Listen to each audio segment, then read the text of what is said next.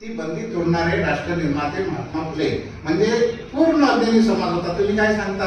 गोरगरिबाचे लेकरं, माझा आजोबा काही शिकला नव्हता, गावाच्या बाहेर राहत होता, आमची सोय नव्हती, ते तुम्ही सांगता, मी सांगतो. मग तुम्हाला शिक्षणाची संधी उपलब्ध करून देणारे महात्मा ज्योतिराव फुले आणि सावित्रीबाई फुले. भारतातील अज्ञानी समाजाला सज्ञानी करणारे राष्ट्रनिर्माते महात्मा ज्योतिराव फुले.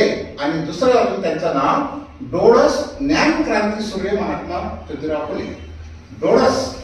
आता तुम्ही सर्व विद्यार्थी तर डोळस आहे, तुमचं मी अभिनंदन करतो. या क्लासला तुम्ही आलेले आहे, डोळस आहे म्हणून तुम्ही आलेले आहे. तेव्हा इथून ह्या क्लास मधून आपल्याला भवितव्य चांगलं घडते.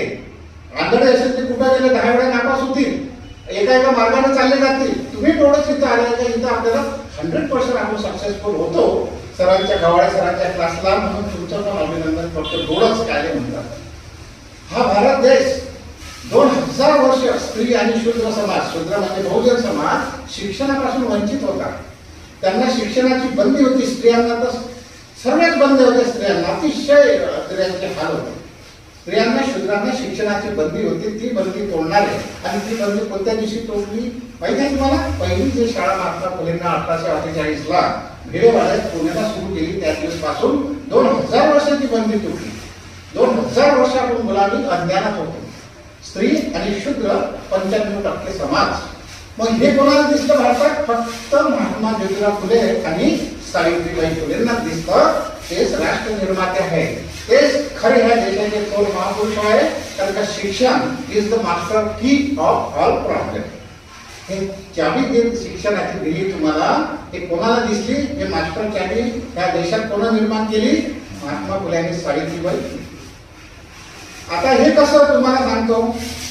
हे डोळस शब्द का वापरला? दूरदृष्टी महात्मा फुले सावित्रीबाईचा का होती? तर डोळस ते दिसत पाहत होते पुऱ्या जगामध्ये. अभ्यास करताना पुऱ्या जगाचा अभ्यास करावा लागते. तुम्ही जनरल नॉलेजचे अनेक प्रश्न असतात, कोण बनले का करोडपती ते तुम्ही पाहत असता. डोळस म्हणजे काय?